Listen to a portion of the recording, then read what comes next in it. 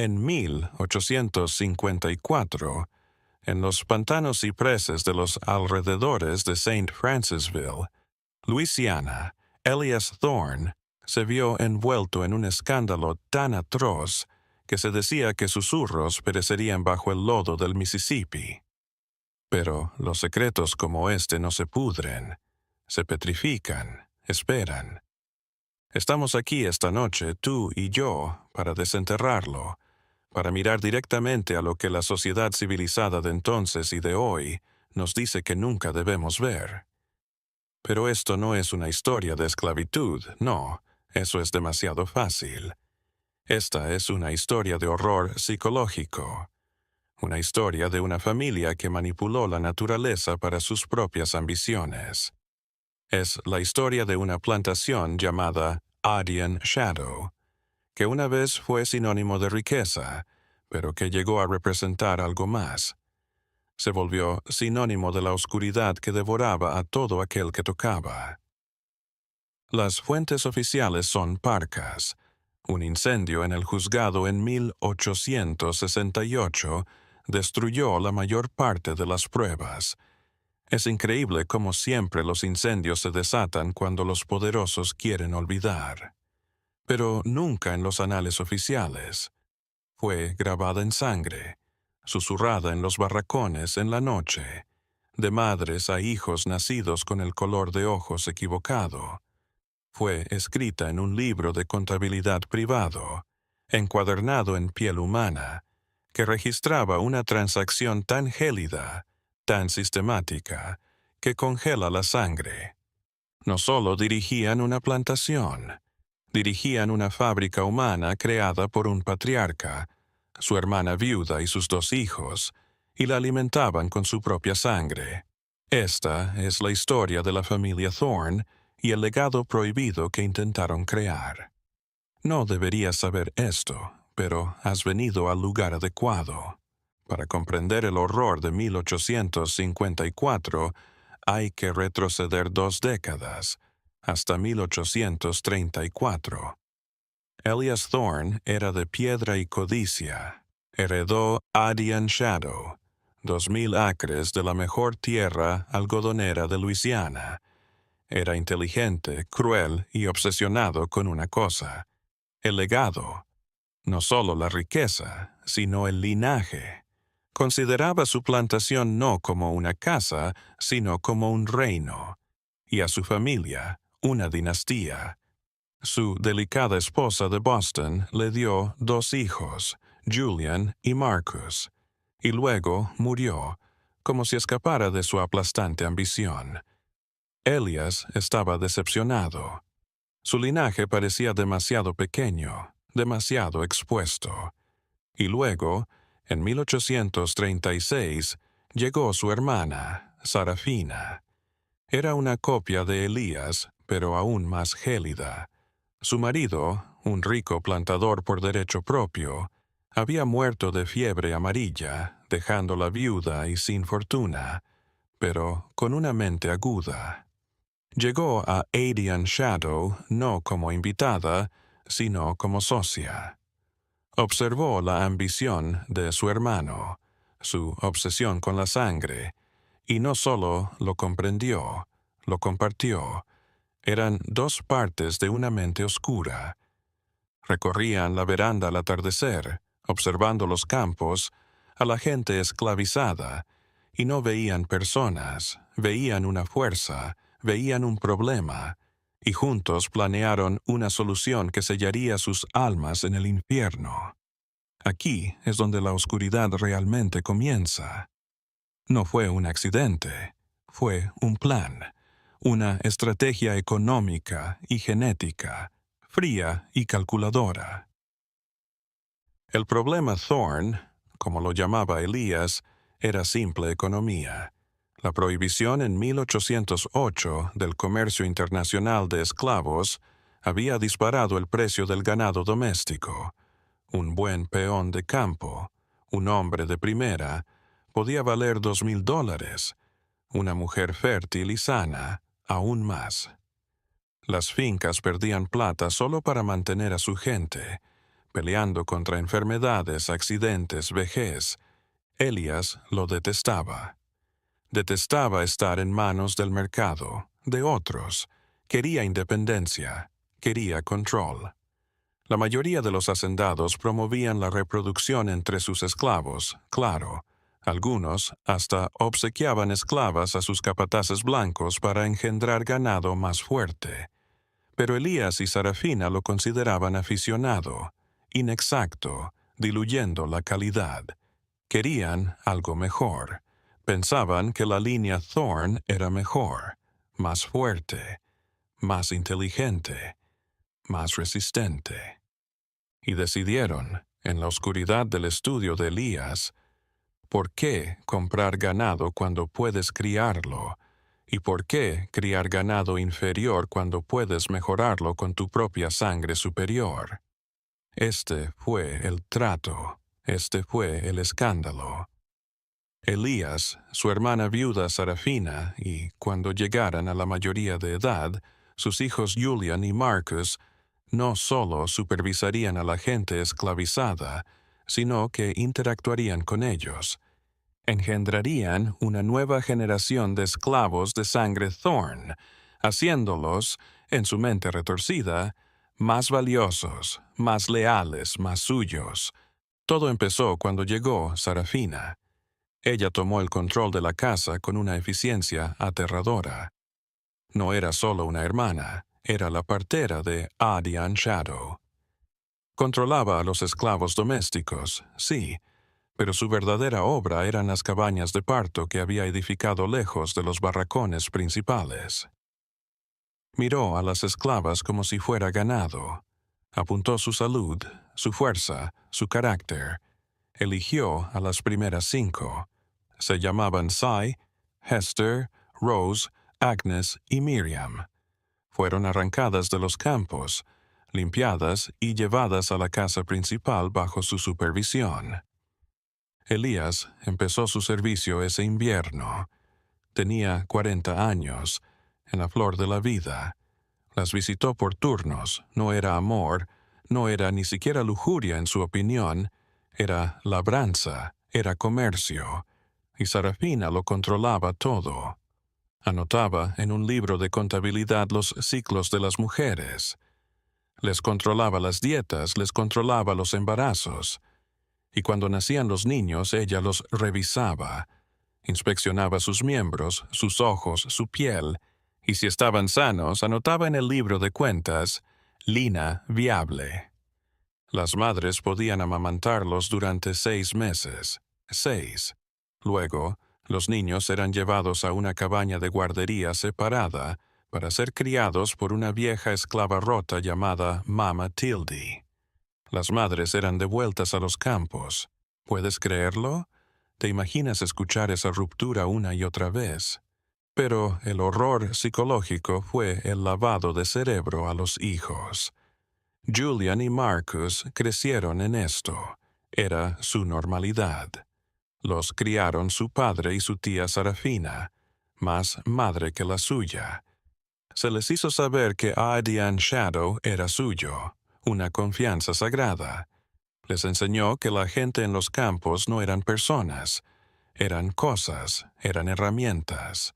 Se les hizo creer que su sangre, la sangre Thorne, era un don y que debían fortalecer la plantación con ella.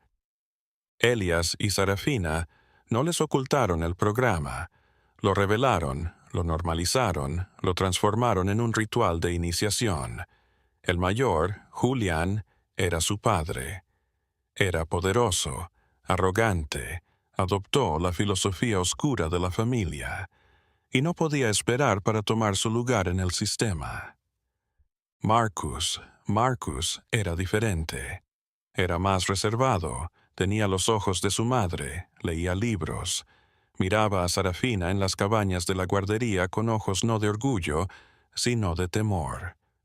Observó la frialdad en los números de su padre, escuchó los gritos de las madres al ser arrebatadas de sus bebés y estaba horrorizado, no por los esclavizados, sino por su propia familia. Sabía que su cumpleaños número 18 estaba a la vuelta de la esquina. Sabía lo que se esperaría de él, y eso comenzó a envenenarlo lentamente mucho antes de que se le pidiera cometer el acto. La familia estaba convirtiendo a Julian en un monstruo y estaban destrozando a Marcus. Y el libro de contabilidad. No era solo un libro, era una locura organizada.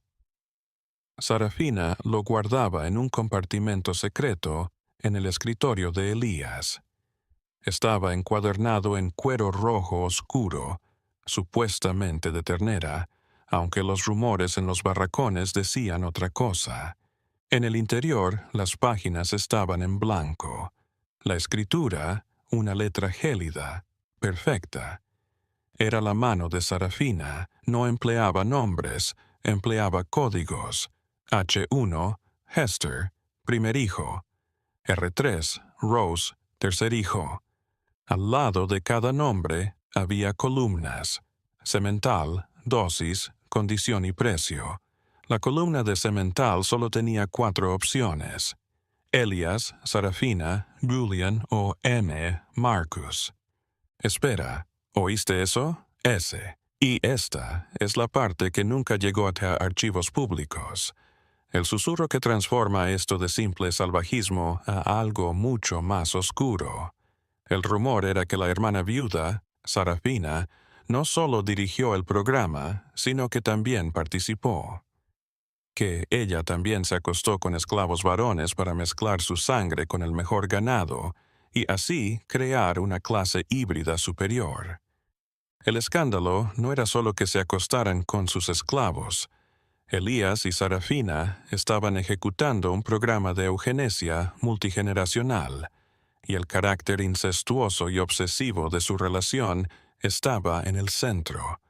Estaban jugando a ser Dios. Y ese libro de contabilidad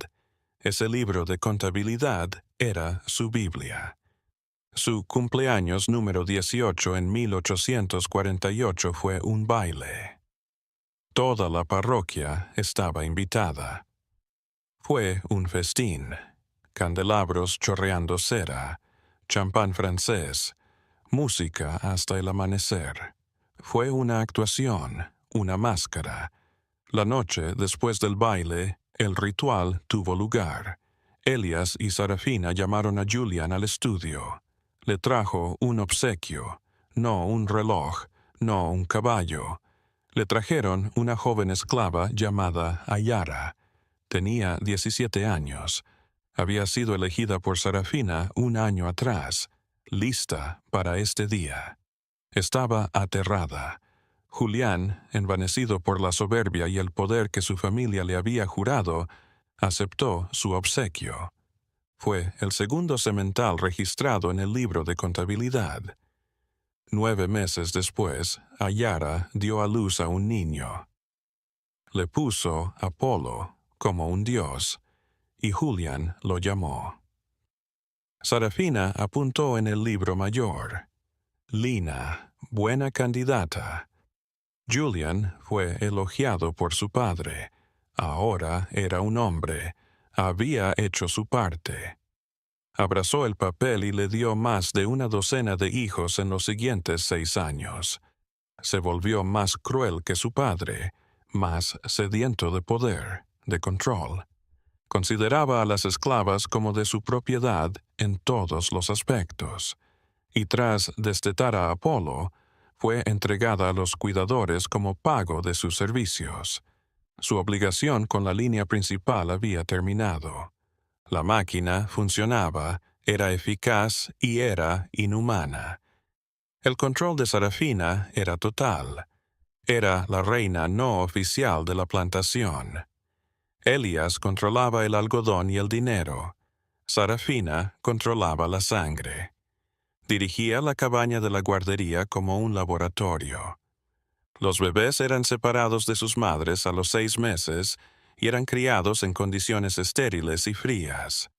Eran alimentados en un horario, eran revisados a diario. Se les negaba ver a sus madres o a sus padres.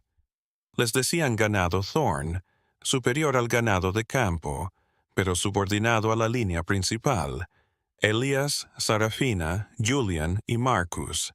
Esto generó un sistema de castas interno perjudicial. A los niños Thorn, generalmente más claros de piel, se les asignaban labores domésticas, generando celos y odio entre ellos y los esclavos de campo. Sarafina alimentó esta separación. Era una forma de control. Divide y vencerás. Ella se paseaba por la guardería, su vestido negro arrastrándose por el suelo, pellizcando mejillas, revisando dientes, buscando cualquier señal de flaqueza. Un niño enfermo, un niño llorón, un niño perdido. Serían vendidos río abajo, decía ella. Pero las esclavas susurraban la verdad. Se decía que Sarafina tenía un tratamiento para el ganado fallido. Se decía que consideraba la debilidad una enfermedad contagiosa que debía ser erradicada. Cada año crecía el número de tumbas sin nombre en el borde del cipresal pantanoso. Ella no era una criadora, era una podadora. En 1850 fue el turno de Marcus. Cumplió los 18. No hubo baile para él. Marcus no era Julián. Era pálido, delgado y siempre parecía atormentado. Se la pasaba leyendo poesía, encerrada en la biblioteca. Elías lo consideró una debilidad. Sarafina lo consideró una mancha en el linaje, un remanente de su madre débil.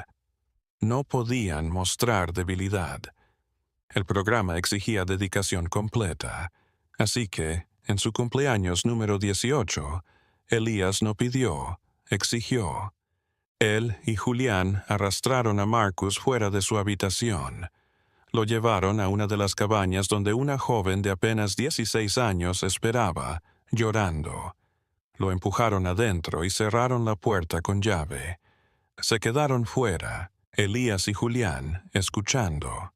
Escucharon a Marcus vomitar. Lo escucharon llorar, suplicando perdón. Elías estaba disgustado.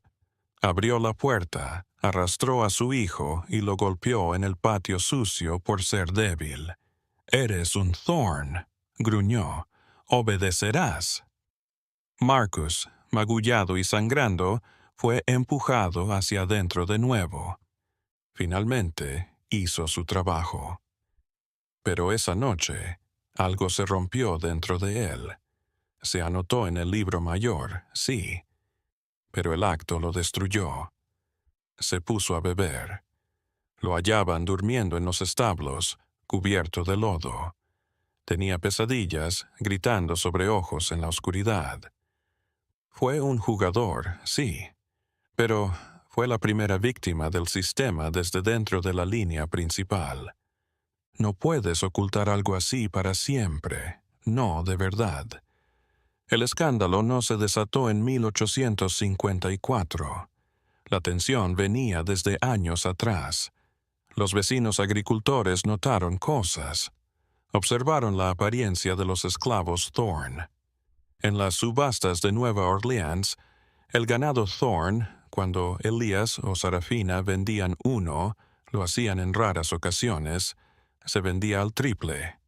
Eran inteligentes, fuertes y extrañamente elegantes, y todos se parecían.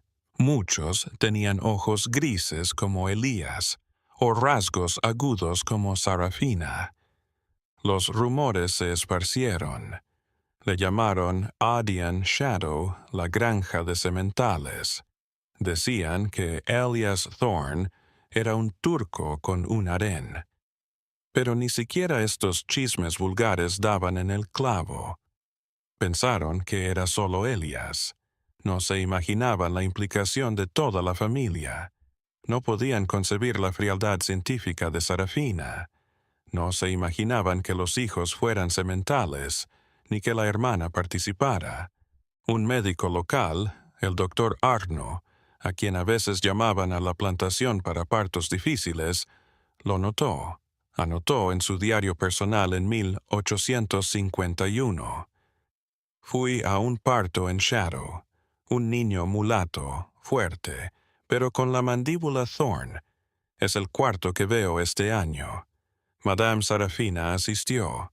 Sus ojos son como los de un tiburón. Me dio un cheque para que olvidara que había estado allí. Creo que Dios se olvidó de este lugar. ¿Cómo fue para ellas, las mujeres? Y esta es la parte que los libros de contabilidad no narran. Esto es horror psicológico. Las elegidas de Sarafina, una sentencia de muerte para el alma, eran mejor alimentadas, mejor vestidas, alejadas del trabajo brutal de campo, pero eran cautivas en una jaula dorada, a la espera de los pasos de Elias o Julian, o, Dios mediante, Marcus en su puerta. Se movían en un estado de terror silencioso. No eran libres. No, eran contenedores.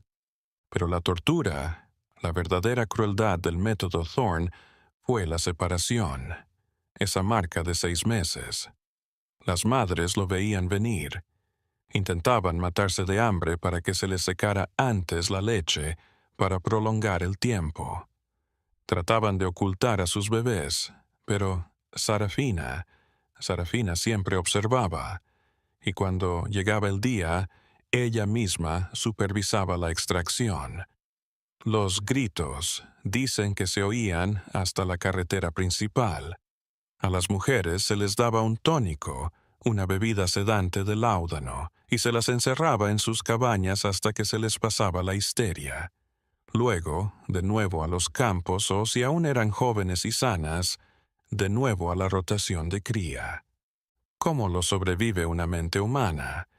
Y la respuesta es que muchas no lo hicieron. El suicidio era frecuente. La locura era un santuario. Y para las pocas que sobrevivieron solo quedaba una cosa: un odio frío, lento, abrasador y paciente. Hay que preguntarse, ¿por qué? ¿Por qué? ¿Por qué tanto? Era más que dinero. Elias era ya uno de los hombres más ricos del sur. Era más que lujuria. Por lo que todos decían, Elías y Sarafina eran personas gélidas y severas. No, esto era diferente. Esto era una religión, esto era un culto. Elias y Sarafina se sentían de verdad creando una raza superior. Se enorgullecían de su genealogía, de su supuesta pureza y poder. Lo consideraron un mundo salvaje y pensaron que, al combinar su sangre superior con la fuerza de su ganado esclavo, estaban creando la herramienta humana perfecta, lo suficientemente fuerte para trabajar, pero lo suficientemente inteligente para obedecer y genéticamente leal a la familia Thorne. Estaban, en sus propias mentes, mejorando la raza. Era una ideología perversa, narcisista e incestuosa. Que la hermana, Sarafina, fuera una cómplice dispuesta, tal vez la instigadora, revela una psicosis compartida. Se habían desentendido del mundo, de la moral, de Dios. Habían erigido su propio código ético en Adian Shadow, y en su mundo eran los dioses, y sus hijos los ángeles o demonios que heredarían su labor. Y ese es el horror psicológico, no solo el hecho, sino la convicción, la certeza inquebrantable de que lo que estaban haciendo era justo. Para 1853, Marcus era un fantasma. Tenía 21 años, pero parecía de 40. El alcohol lo había agotado. Apenas abría la boca. Se quedaba en el pantano días, regresando sucio, temblando. Había hecho su trabajo 6 veces. 6 niños figuraban en el registro bajo la letra M. Y Marcus recordaba la cara de todas sus madres. Recordaba sus nombres, aunque Sarafina lo prohibía. Los murmuraba en sus borracheras: Laia, Phoebe, Clara. Una noche se tropezó borracho en el comedor. donde Elias, Sarafina y Julian estaban cenando. Se detuvo en el borde, se tambaleó y simplemente se derrumbó. Comenzó a gritar. Llamó a su padre monstruo, a Sarafina necrófaga, a Julian demonio. Arrojó una botella de whisky contra la pared, rompiéndola. «No estás construyendo nada», gritó, las lágrimas rodando por su rostro. «Estás creando un cementerio. Todos están condenados». Julián, siempre a la sombra de su padre, no dudó. Se puso en pie, se abalanzó sobre su hermano y le estampó el puño en el rostro, derribándolo. «Es débil», le dijo Julián a su padre, limpiándose la sangre de los nudillos. «Está contaminado». Elías observó a su hijo inconsciente con absoluto desprecio. «Llévenselo de mi vista», ordenó. «Enciérrenlo en su habitación hasta que recuerde quién es. Estamos en la sombra. Si estás aquí, no solo observas, eres testigo. Estás llevando una verdad que debía ser olvidada. Y necesito saber que sigues aquí. Comenta los libros de la sombra abajo. Dime que estás en esto hasta el final». Porque los esclavos estaban rebelándose, no con palabras, no con súplicas de piedad. Sabían que la piedad no residía aquí. Lucharon con fuego y con fuga. En la primavera de 1854, Alara, la primera mujer de Julian, y otra mujer llamada Silly, una de las primeras de Elias, escaparon. Lo habían planeado por un año. Se robaron cuchillos de la cocina, se llevaron comida seca y huyeron al norte, al estado libre de Ohio. Caminaron casi 80 millas, impresionante. Pero Elías tenía los mejores cazadores, los mejores perros. Fueron arrastradas de regreso, encadenadas, a Ardian Shadow. Elias y Sarafina iban a mostrarles un ejemplo teatral. No solo las golpearon, las ataron a los 2 robles grandes del patio y le hicieron a Julián las marcas en la cara. T por Thorn, L por ladrón. El mensaje era explícito. No eres tuya, nos perteneces. No puedes escapar de tu propia sangre. Ayara no gritó. Solo miró a Julián, sus ojos ardiendo con un odio tan puro que debería haberlo reducido a cenizas. La marca. Ese fue el error. Ese fue el momento de arrogancia que comenzó la caída. Porque el médico del pueblo, Arno, fue convocado a la plantación una semana después, no por Elias, sino por uno de los otros plantadores. El olor a infección, a carne quemada, se lo llevaba el viento. La gente se estaba enfermando. El doctor Arno llegó para jalar a Lara y Silly, muriendo de sepsis, en un cobertizo inmundo. Sus caras eran máscaras de carne infectada y podrida. El médico, que había tolerado la crianza como un mal del mundo en el que se encontraba, no pudo tolerar esto. Esto no era un negocio, esto era salvajismo. Se enfrentó a Elías. Elias, siempre arrogante, le dijo al médico que era suyo, su derecho. El médico, por una vez en su vida, actuó. Galopó desde Ardian Shadow, no a casa, sino al sheriff de la parroquia en St. Francisville. Le contó todo. Le habló de la marca. Le habló de la EM Line, la J Line. Le habló de la guardería de Sarafina. Le dijo que creía que Elías y sus hijos no solo estaban criando, violando, y que Sarafina estaba sacrificando a los bebés. Este fue el escándalo de 1854. No la cría, sino la exhibición. La máscara había sido retirada y por primera vez la sociedad civilizada de Luisiana se enfrentó al monstruo que había estado viviendo entre ellos. El sheriff, un hombre llamado Bogard, se negó. Elias Thorne era un hombre poderoso. Era dueño de media parroquia y tenía las letras de cambio de la otra media. No ataques a un rey si no estás seguro de poder matarlo. Pero el Dr. Arno se mantuvo firme. Trajo al cura, el padre Dubois. Los rumores eran demasiado persistentes para ignorarlos. De modo que el sheriff Bogard y 2 ayudantes, el médico y el sacerdote, cabalgaron hacia Adian Shadow. Aparecieron de la nada. Elias los recibió en la veranda, sereno, con una copa de brandy en la mano. «Caballeros», dijo, «¿a qué tengo el honor?» El doctor Arno lo apartó. «¿Dónde están las mujeres, Elias?» El sheriff, tomando valor, lo siguió. «Señor Thorne, tenemos razones para registrar su propiedad. Hay denuncias de abuso». Sarafina se asomó a la puerta, su rostro pálido. ¿Afirmaciones de quién? ¿Un médico histérico? Pero el cura Dubois ya había pasado. Estaba siguiendo un ruido de niños.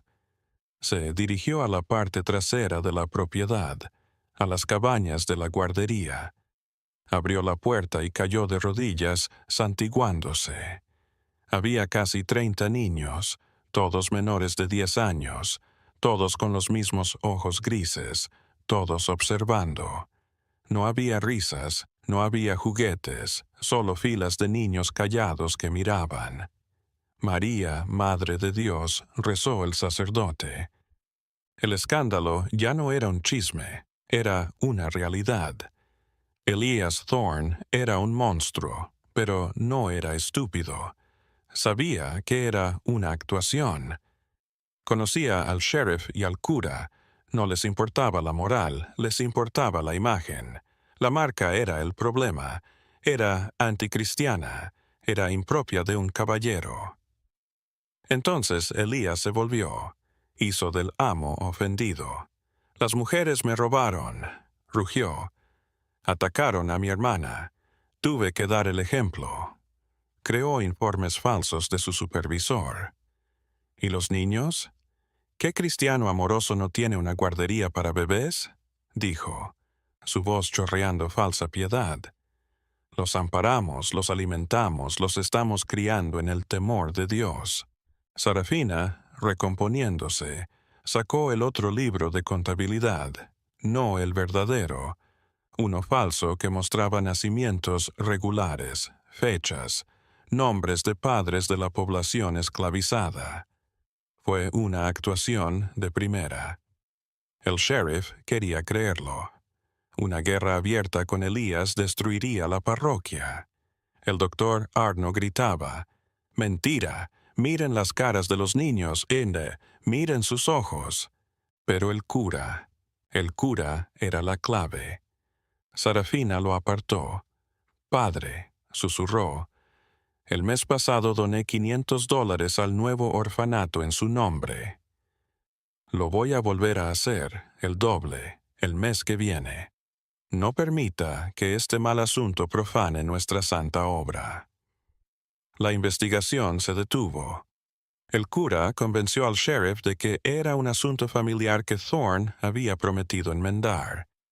El doctor Arno fue denigrado, tildado de abolicionista simpatizante del norte. El sistema, el poder, permanecieron. La investigación oficial estaba cerrada. Pero la verdadera, la que se encontraba en los barracones de esclavos, apenas comenzaba. La muerte de Alara y Silly y luego sus muertes fue una declaración de guerra. La resistencia silenciosa había llegado a su fin. Ahora era el momento de la resistencia activa.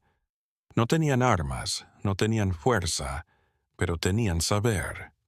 Se sabían la plantación mejor que Elías, se sabían sus tiempos, sus puntos débiles, y tenían un líder, un esclavo llamado Samuel, que era el herrero de la plantación. Era uno de los hombres que Sarafina había elegido para sus propios experimentos. Había estado en la casa. Sabía que la línea S en el libro mayor era su línea, y sabía que sus hijos estaban en esa guardería. Comenzó a ordenarse. Empezó con cosas pequeñas. Las herramientas se rompían, las mangueras se reventaban, los arados se agrietaban. Entonces, los caballos finos de los establos, el ganado campeón de Elías, se enfermaron. Samuel conocía el metal, conocía las hierbas. Sabía que darle de comer a un caballo para hacerlo cojo o matarlo. Después, el algodón, ya enfardado y listo para ser embarcado, se contaminó accidentalmente con agua. Mojo, ruina. Elías estaba sangrando dinero. No entendía. Azotó a los capataces, castigó sin ton ni son. Pero el sabotaje solo empeoró. La plantación estaba contraatacando. Los esclavos estaban desangrando a su amo. Una puñalada a la vez. Estaban recuperando la dignidad que él les había arrebatado. Esta es la parte que siempre se deja fuera de la historia. La resistencia. Miramos el horror, a los monstruos, y olvidamos el valor. Olvidamos el coraje que se requirió para luchar en conocimiento de que el castigo por ser capturado era algo más que la muerte. Era la tortura. Las hembras en las jaulas de cría, ellas pelearon. Usaron su propio conocimiento. Las esclavas parteras aprendieron qué hierbas abortarían un embarazo. Las posibles cifras de Sarafina se desplomaron. Ella estaba furiosa, no entendía. Las mató de hambre, las golpeó. Pero los abortos espontáneos continuaron. Las mujeres habían asumido el único poder que les quedaba, el poder sobre sus propios cuerpos. Le estaban negando a los Thorne su mercancía. Y entonces, Marcus, el hijo roto. Samuel, el herrero, arriesgó todo.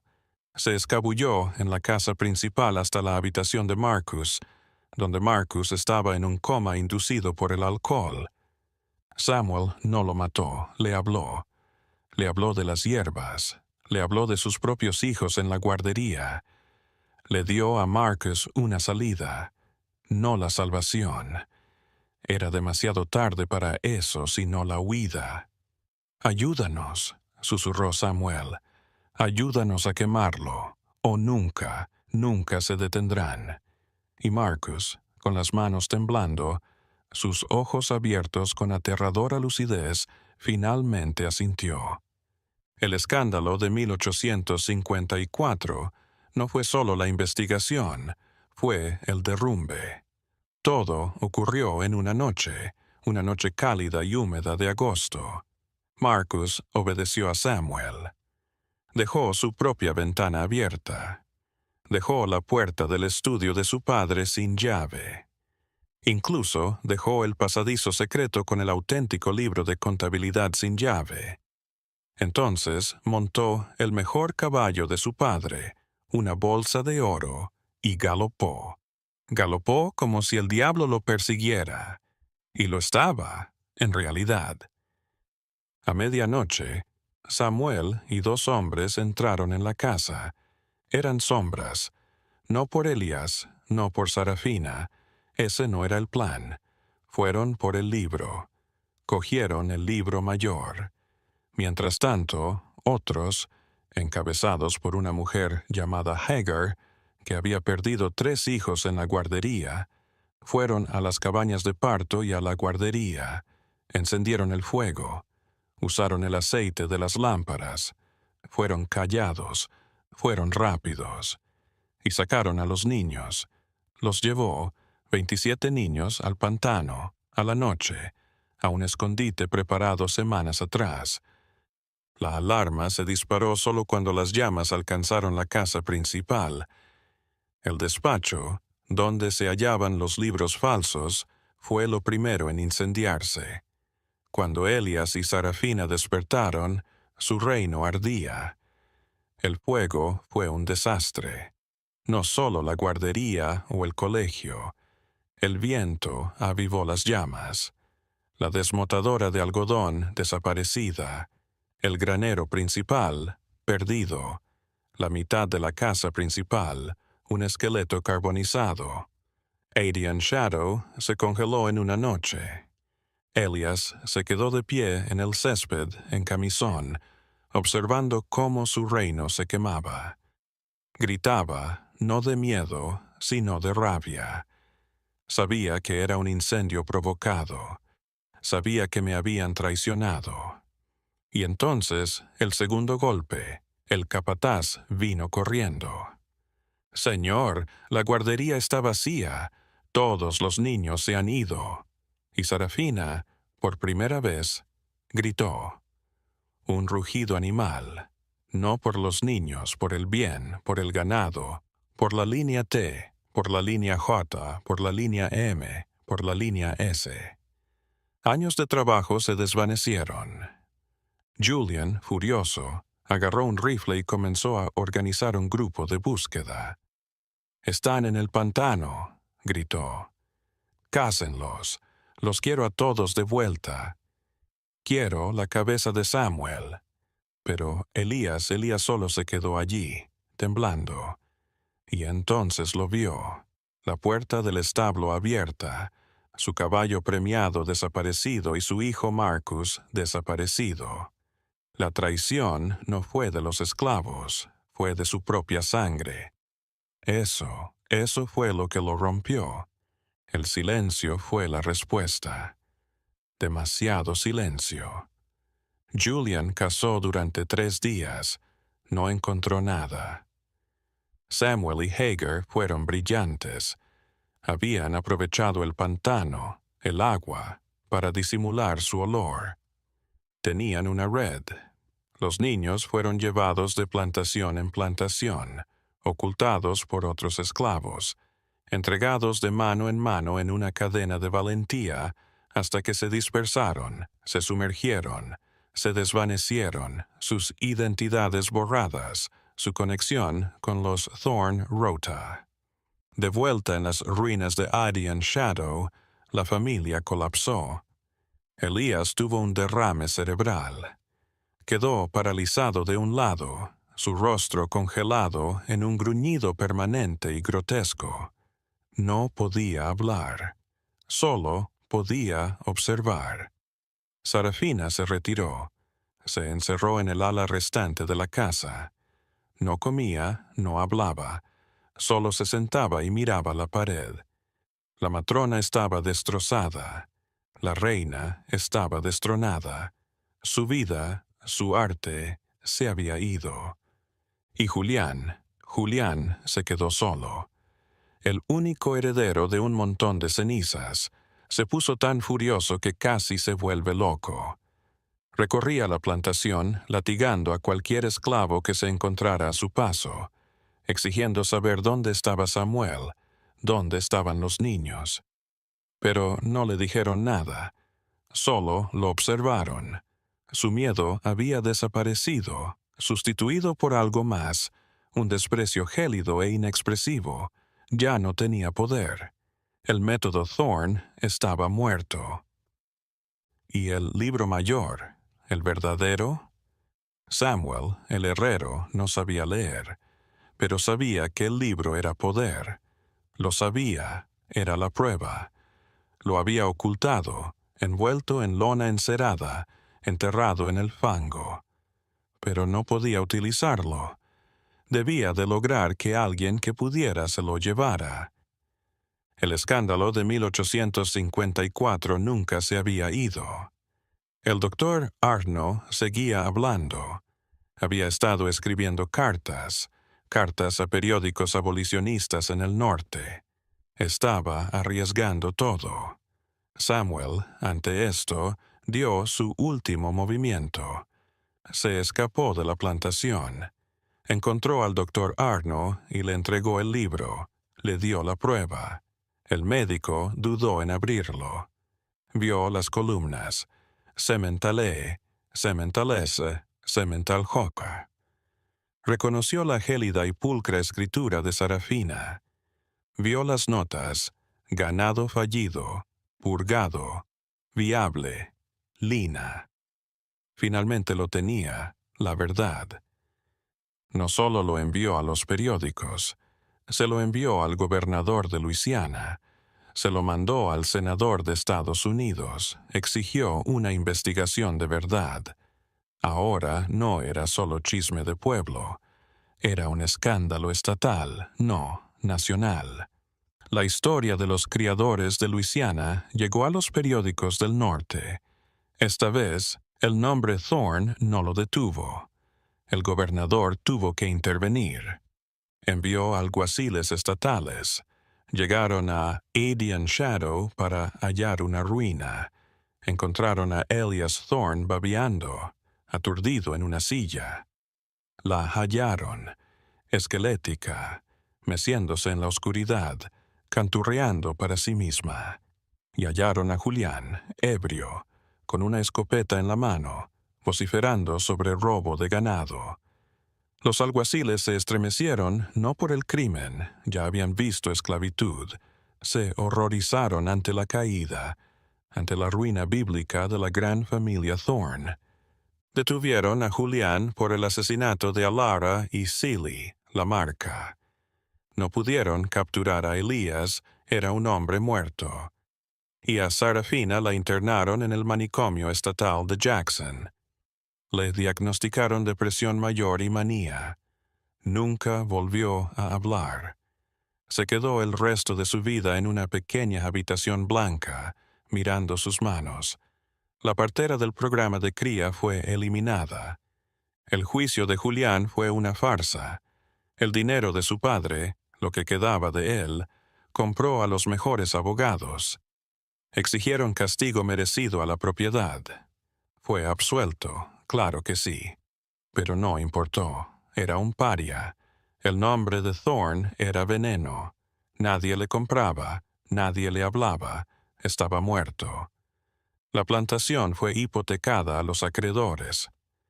El resto de la población esclavizada fue vendida, dispersada al viento. Adian Shadow. Las 2000 hectáreas de un reino muerto. La casa fue saqueada por carroñeros. Las chozas se derrumbaron. El pantano se apoderó. Reclamó la tierra. Los campos donde crecía el algodón, donde nació el ganado Thorne, se llenaron de maleza y rodillas de ciprés en 10 años. Era como si la naturaleza misma estuviera tratando de enterrar la memoria, de lavar la mancha de lo que Elías y Sarafina habían hecho. Elías murió en esa silla, solo. Fue descubierto por un acreedor días después. Fue enterrado en una tumba sin nombre en su propia tierra porque ninguna iglesia lo aceptaría. Julian se alistó en el ejército confederado al comienzo de la guerra, un lugar para alguien lleno de rabia y violencia. Murió, apropiadamente, en Shiloh, no por una bala de la Unión. Le dispararon por la espalda sus propios hombres. Lo llamaron accidente, pero todos sabían. No sigues a un hombre como Julian Thorne a la batalla. Fue envenenado. Y Marcus, el hijo fugitivo, nunca más se supo de él. Se esfumó. Un espectro. Quizá encontró la paz. Más probable es que simplemente encontrara otra botella en otra ciudad y se bebiera hasta una tumba temprana. Y los niños, los sobrevivientes, este es el legado. Los 27 niños que escaparon al pantano aquella noche sobrevivieron. Eran las Thorne, eran astutas, eran fuertes, eran supervivientes. Fueron ocultados. Les dieron nuevos nombres, nuevas familias. Crecieron en los últimos días de la esclavitud y luego en la libertad. Fueron liberados. Llevaban la sangre de sus torturadores, pero eran libres. Crearon vidas. Se hicieron granjeros, maestros, predicadores, herreros. Contaron su historia, no toda. Era demasiado dolorosa, demasiado oscura, pero le transmitieron el conocimiento. Vienes de una línea fuerte. Sobreviviste a la sombra. Eres sangre Thorne, pero no eres un Thorne.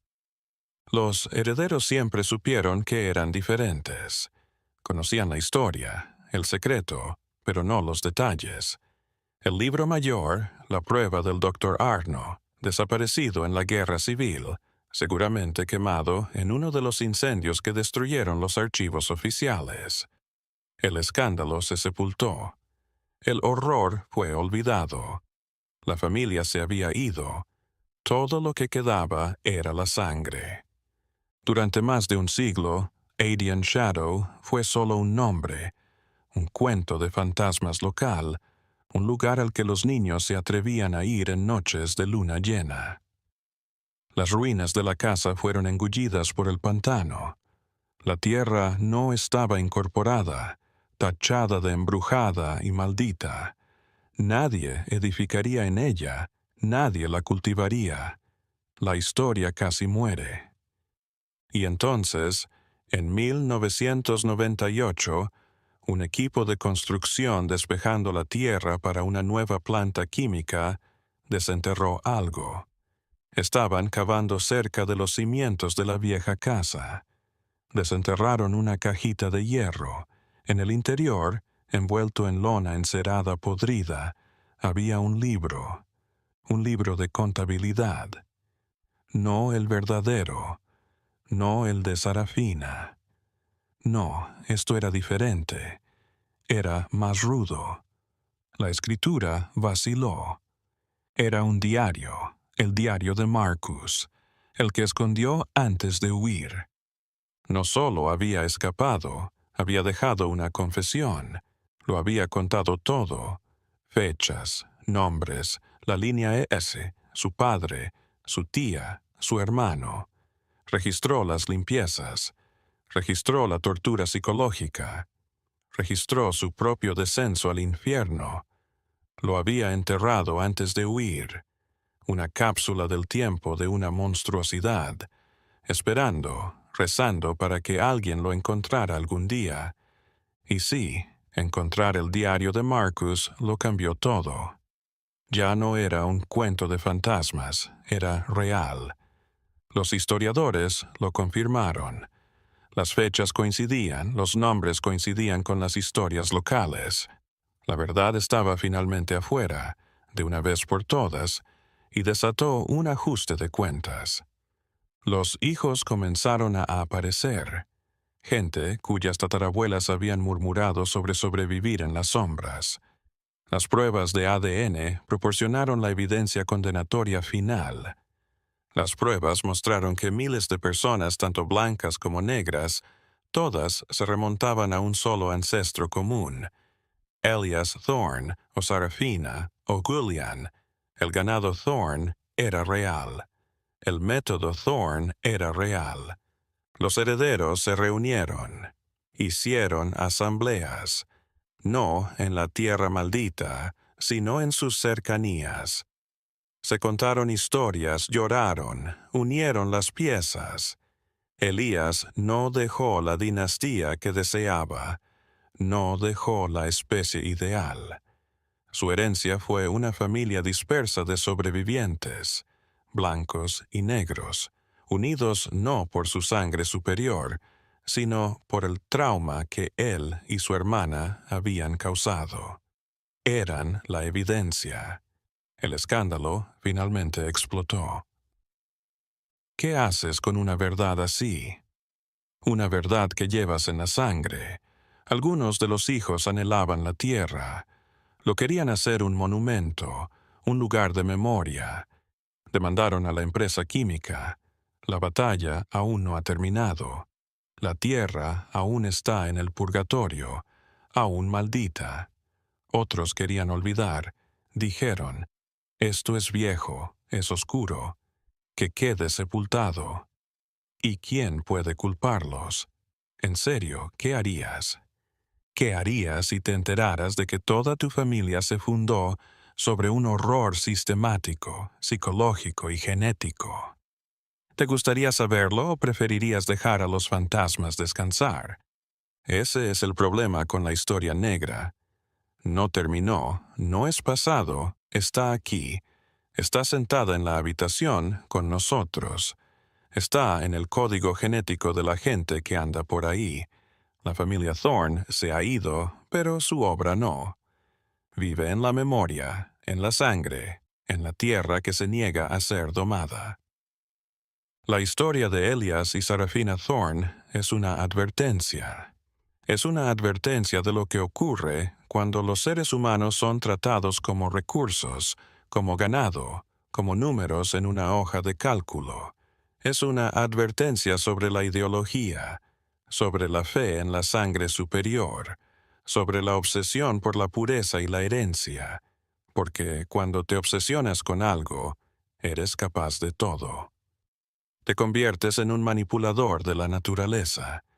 Llegas a matar a tus propios hijos, y te conviertes en algo capaz de racionalizar atrocidades que la mente humana se niega a comprender.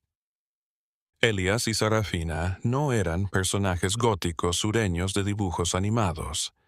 Eran humanos. Esa es la parte más aterradora. Eran personas inteligentes, calculadoras, refinadas, que elaboraron una filosofía que les permitió hacer el mal más atroz y dormir en la noche. Pensaban que estaban en lo cierto, y ese tipo de certeza, ese tipo de arrogancia, no murió en 1854. No murió en la guerra civil. Ese es el verdadero monstruo inmortal.